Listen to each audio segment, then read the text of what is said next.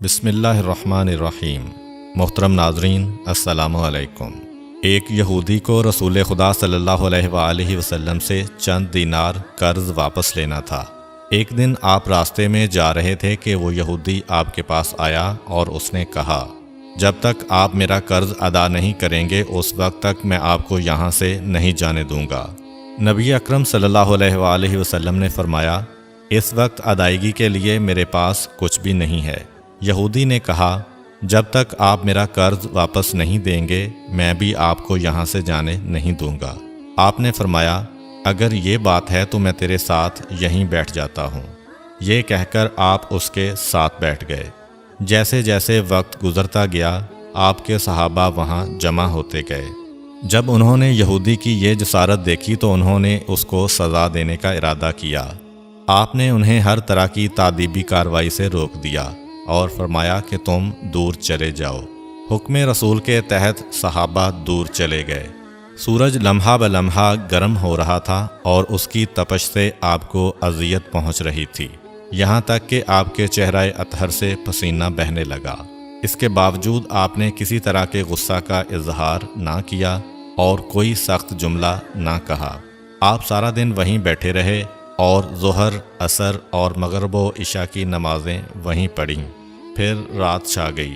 آپ نے رات بھی وہیں بسر کی اور فجر کی نماز بھی وہیں پڑھی۔ صحابہ یہودی کو ڈرانے دھمکانے لگے۔ آپ نے فرمایا، تم اس سے یہ کیسا سلوک کر رہے ہو؟ صحابہ نے کہا، یا رسول اللہ، اس کی یہ جرت کہ آپ کو یرغمال بنا کر اپنے پاس بٹھا لے۔ آن حضرت صلی اللہ علیہ وآلہ وسلم نے فرمایا، اللہ نے مجھے اس لیے نہیں بھیجا کہ میں کسی ہم پیمان یا کسی اور پر ظلم کروں۔ جب دن چڑھا تو یہودی نے کلمہ اسلام پڑھتے ہوئے کہا، اشہد ان لا الہ الا اللہ و اشہد ان محمدً عبدہ و رسولہ۔ میں اپنی دولت کا ایک حصہ راہ خدا میں دیتا ہوں۔ میں نے آپ کو اس لیے نہیں روکا تھا کہ میں آپ کی توہین کروں۔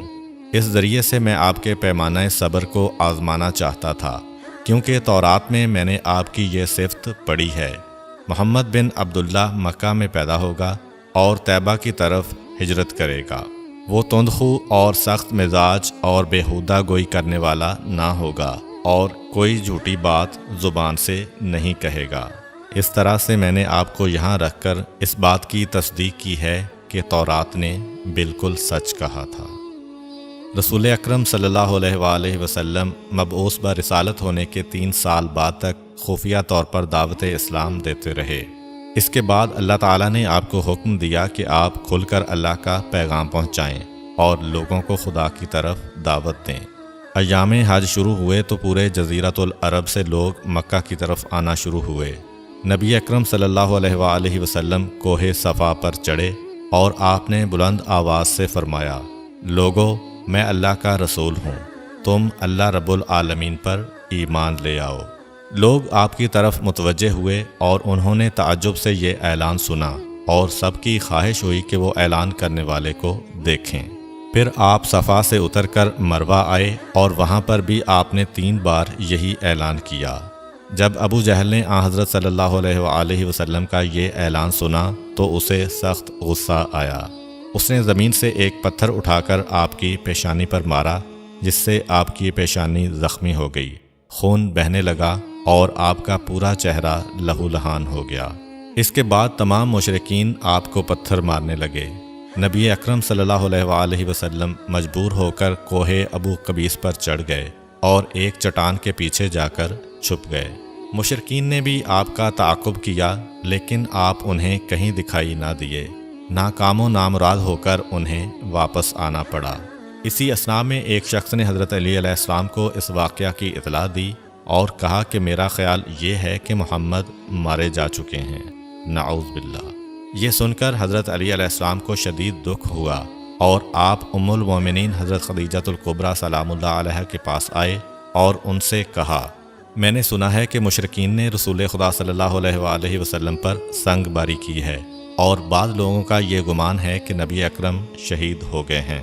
آپ روٹی پانی اٹھائیں اور میرے ساتھ انہیں تلاش کرنے کے لیے چلیں، ممکن ہے ہمیں ان کا کہیں نشان مل جائے۔ آپ وادی پر نظر رکھیں اور میں پہاڑ کے دامن میں آپ صلی اللہ علیہ وآلہ وسلم کو تلاش کرتا ہوں۔ آپ روتے ہوئے آگے بڑھے اور آپ کہہ رہے تھے، یا رسول اللہ، ہمیں جواب دیں، آپ کہاں ہیں؟ میری روح آپ پر قربان، آپ کس وادی میں بھوکے پیاسے ہیں؟ آپ نے مجھے اپنے ساتھ کیوں نہ لیا تھا؟ حضرت خدیجہ رو رو کر فریاد کر رہی تھیں، کوئی ہے جو نبی مصطفیٰ کی مجھے خبر دے؟ کیا کسی نے انہیں دیکھا ہے جو مجھے ان کے متعلق بتلائے؟ اس وقت جبریل امین علیہ السلام رسول خدا صلی اللہ علیہ وآلہ وسلم پر نازل ہوئے۔ ان کے پیچھے ملائکہ کی بہت سی صفیں تھیں۔ انہوں نے حضرت صلی اللہ علیہ وآلہ وسلم سے کہا، خداوند جبار نے ہمیں آپ کے فرمان کی تعمیل کے لیے بھیجا ہے۔ اگر آپ چاہیں تو ہم اس قوم کو تباہ کر دیں گے اور ان کا دنیا میں کہیں نام و نشان تک دکھائی نہ دے گا۔ رحمت للعالمین نے فرمایا، میں نبی رحمت بنا کر بھیجا گیا ہوں، میں عذاب و انتقام کا حامی نہیں ہوں۔ پروردگار میری قوم کو معاف کر دے، وہ مجھے جانتے نہیں ہیں۔ جبریل امین علیہ السلام نے حضرت صلی اللہ علیہ وآلہ وسلم سے کہا، خدیجہ سلام اللہ علیہا آپ کو تلاش کر رہی ہیں۔ خدیجہ کے رونے نے آسمان کے فرشتوں کو رلا دیا ہے، آپ انہیں جواب دیں، خدا کی طرف سے اور ہماری طرف سے انہیں سلام پہنچائیں اور انہیں جنت کی بشارت دیں۔ نبی اکرم صلی اللہ علیہ وآلہ وسلم نے خدیجہ و علی کو صدا دی اور انہیں اپنے پاس بلایا۔ دونوں شخصیات آپ کی خدمت میں حاضر ہوئیں۔ انہوں نے آپ کی پیشانی پر پٹی باندھی اور گھر لے آئے۔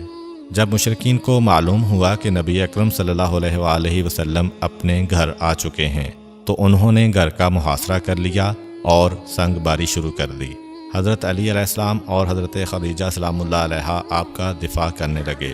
جب سنگ باری میں معمولی سا وقفہ ہوا تو حضرت خدیجہ گھر سے نکلیں اور انہوں نے چیخ کر کہا، فرزندان قریش، کیا تم سے حیا رخصت ہو گئی ہے؟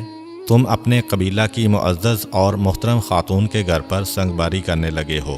اگر تمہیں خدا کا خوف نہیں ہے تو دوسرے لوگوں کو اپنے اوپر ہنسنے کا موقع نہ دو اور اپنے لیے ہمیشہ کی ذلت و بدنامی تو نہ خریدو۔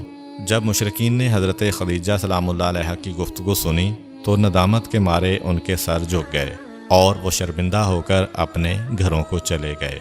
نبی اکرم صلی اللہ علیہ وآلہ وسلم نے دعوت اسلام کا آغاز ان روح فرسا واقعات کے ساتھ کیا تھا۔ آپ پر کروڑوں سلام ہوں۔ آپ نے لوگوں کو گمراہی و ضلالت سے بچانے کے لیے قدم قدم پر تکالیف اٹھائیں اور صدمے برداشت کیے۔